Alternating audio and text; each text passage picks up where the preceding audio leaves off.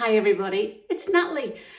So today's video is something a little different. It's very personal, and forgive me with the red cheeks and eyes because I have been very emotional today because there is a prison that I have built for myself. And it's manifested itself in so many different ways. And really, where I thought this transitional year and retirement and finances and security hasn't really answered the fundamental question, which is, what do I want from the next part of my life, chapter, decade, whatever that may be? And I'm finding it very difficult to answer that question. So forgive me if I do tear up a bit, and you can see, look, you always know when I've been crying because my eyes look turquoise or green versus grey or blue. So, but what does that mean? The obligation, a prison without walls. So I actually spoke to my son today to try and verbalize to him how I was feeling without obviously not trying to burden him. And from an emotional perspective, he said all the right things, my beautiful boy, and told me just go live my life, not worrying about him. And of course you can't not worry about your child, and he's my only baby.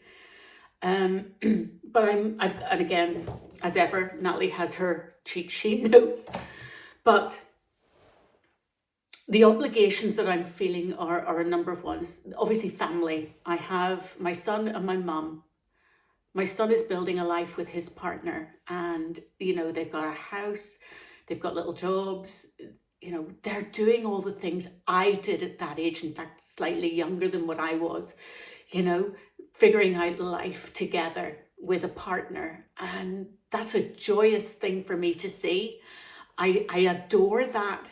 And I've built my son, or I built the relationship with my son always to be independent of me. Obviously the success of that is he is independent of me at the age of 21. But it leaves a purpose in my life that is no longer there. Equally, I have an aging mum. My father died 6 years ago in the first week of COVID. I have two sisters, or I had two sisters. My eldest sister died when I was 19. She was very severely disabled. My younger sister has unfortunately chosen not to be part of the family anymore. I haven't seen her in 10, 12 years. It was her birthday yesterday. And I'll always say, happy birthday, Ingrid, but, it's a relationship I no longer have with her. So essentially I'm this person in the middle, and I know a lot of you can relate to that, where you have children and elderly parents, and she has my mother has a better social life than I've ever had. She's got a golf club, she's got very close friends, they're going on a holiday, a cruise this year. And then although she's getting elderly, she's still got everything, all her faculties, she's still healthy. She's got a couple of problems with her feet, but apart from that, she's got a great life. And it's a life I don't envy, because it's not a life that is what I would choose, but I envy to a degree the fact that she has still got such a great social life and a great life even in those years. I don't want this to sound like a pity party. It's not. I feel trapped by my own making. I feel obligated to do something financially for my son, and I feel obligated to be available to my mum, even though it's killing me inside. And I don't even know whether I'm going to post this video, quite frankly, because who wants to fucking watch a video with a moron crying? Oh, Natalie, get a grip of yourself. For goodness sake, get a grip of yourself. But I have this obligation inside of me, and I want to run away from it. I want to run away from this house. It's a burden. It's 4 bedrooms. I don't even live in any of them. Barely. Belfast. great city, love this city. And with my new little seasonal job, I get to tell everybody how wonderful Belfast is. And by the way, if you're watching this and you're not from Belfast, please do come and see Belfast. It is a revelation these days. But again, I almost feel trapped by the little seasonal job that I have. They've asked me to do some extra hours for the next 4 weeks, 9 to 5:30. And again, I'm just feeling that entrapment, even though it's, a little, I'll be glad of the money and it'll be nice to just have something to do. But again, I feel obligation now. So if I'm looking for somewhere new to live, I'm like, oh, well, is it close to where I would do the seasonal job? Is it close to my son? Is it close to my mum? Is it equidistant? All these things. And all I want to do is scream and leave everything behind and just run and figure it out somewhere new. I had great adventures in my 20s. From my 30s and 40s, when I was in corporate world, I traveled a lot to America and various different places, Australia, Singapore. I cannot complain about my life. I have had a great life. I have some stories, and when I'm down on my little seasonal job and greeting people all the time, I get to tell some of those stories because it's relevant to the location that I'm in, or, they maybe ask me something and, oh yes, I've done that and blah, blah, blah. And I give them a little story about it. And so, yeah, I've got loads of stories to tell.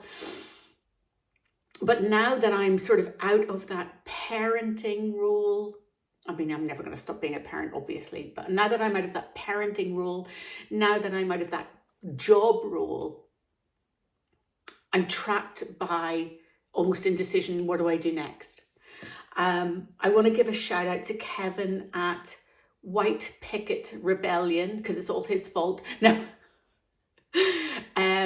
because he's going through a similar thing as well. And again, I see somebody and I empathize with them, and I can see myself, relating so well to someone. And then it shines a spotlight in your own world. What am I doing? Financially, I am fine within reason. I'm not a millionaire. I'm not even close to being a millionaire. But I'm doing well with the potential finances that I have for retirement. But I've got nothing to spend it on because I haven't built a life outside of what I had as a mum or a corporate person, a program manager, and cybersecurity, IT, all that good stuff, right? So I haven't got anything pulling me in a new direction. And it's scaring me because I'm like, what did I build all this financial security for if I've got no life to live within it? So some of the other things that kind of got me thinking are, this house is a security for me. It's a legacy. But if I sell it, do I have that security? Am I making myself homeless? Or do I just buy something smaller, use it as a bolt hold, blah, blah, blah.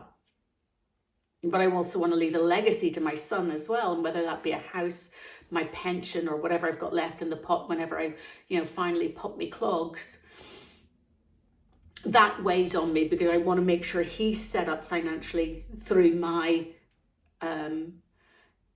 good choices during my life.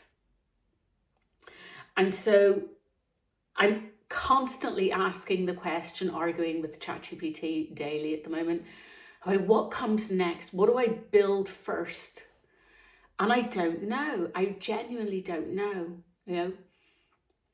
And I see all these ones, I sold everything and I just left and I just figured it out. And I'm like, oh my God, you're talking my language. But I just don't want to drop everything and go because, again, I'm imprisoning myself with this feeling of being obligated to, oh, look at the state of me with me. Oh, I'm going to be puffy in the morning. Yep. But I feel this obligation. My neighbors are selling their house and it's just like, it's time for me to go too. But I don't know where. I always said, a bit like Kevin at White Picket Rebellion. And by the way, I'll leave a link to his channel because if you're a gentleman or you're in America, whatever, I think you'll relate a lot to what he's saying. But I want to retire to the coast as well. That had always been a dream, but in Northern Ireland, you know, there's not an awful lot of coast left to retire to that's inexpensive and whatever. And I still, you know, do you know what I do? I build too many obstacles in the way. Instead of just doing something, I give myself a reason not to do it. Oh, but what about this consequence? What about this trade-off? What about that? Because I suppose there's a level of perfectionism, because I'm trying to optimize for the most optimal outcome, instead of just doing what I was doing in my 20s, which was just, forgive me the language, just fucking off and doing something different. You know, in my 20s, I lived on a kibbutz in Israel. And I was telling an elderly couple yesterday, you know, instead of, you know, picking gooseberries or, you know, in the kitchen or doing, you know, feeding the chickens, we had an industrial tire factory in our kibbutz. And I learned how to make solid industrial tires, which I can do, and all the chemicals that went into it. And my hands were too small to cut the different thicknesses of rubber, and as most of the females were. And so they all decamped to the kitchen because after about 3 days of doing it, our hands were literally cramped like this. It was really, really painful. But being a tomboy, I didn't want to decamp to the kitchen. So I says, no, I want to stay in the factory, give me a job. So they put me in the chemical department. I then completely reorganized it so that I had the least amount of traveling to do with all the different chemicals that had to be bagged. And so I ended up doing like an 8-hour day in about 4 days and stuff, which of course they gave me extra work to do, but that's all right. The joy was in the, you know, the optimization side of it. So I've done that. I started a PhD, which unfortunately sort of bored me, and by that stage I wanted to do, you know, or start earning money. I was a medical rep for a while in Orpington in Kent. I was an IT recruitment consultant in London, and then I came back and I did a bit of IT recruitment, hated it, and then I got, you know, my career job. So I have done a lot of different things in my time. I've got a lot of great stories, I've got a lot of great horrors, humiliations, been the story of my life. But I kind of want to get back to that level of adventure. And I know I've kind of got a finite period between now and when my mum really does need, hopefully, for me to be on hand just in case. And hopefully by then, you know, my son might have, you know, a couple of babies, and, you know, I get to be the grandparent and stuff as well. And so I suppose I've got a period of about 5 years where I really want to just go and, oh my God, it sounds like I want to go and find myself, you know, but I don't want to do it on my own either. That's the other thing. That's the quandary. You know, even in my 20s, all the things I did, I started off solo, and I met friends, boyfriends and whatever on the way, but you know, I still had to do it on my own. I still had to take that leap of faith by myself. I still had to be brave enough to do that. And I know I can do that at 55, but again, you know, you kind of want to share the world with other people. You want to see what delights them as much as what delights you. You know, you want to embrace adventures with others. And I think that's where that's the other pillar of this, you know, prison that I'm making is, well, I've got no one to do it with, so why bother doing it? And, you know, back in November when I got made redundant in October, and I took a month off in Italy. I spent 3 days in Rome, bookended Sicily, either side with Rome. And I love Rome. I could spend a week there and not get bored. But I went to Palermo and I was bored. I went to Mondello Beach. It was the end of the season and whatever. And it's so hard to do something like by yourself because all you've got is your own thoughts. So anyway, have I rambled on enough? 15 minutes of self-pitying nonsense. But it's a video that I wanted to I don't know whether anybody else feels this weight and this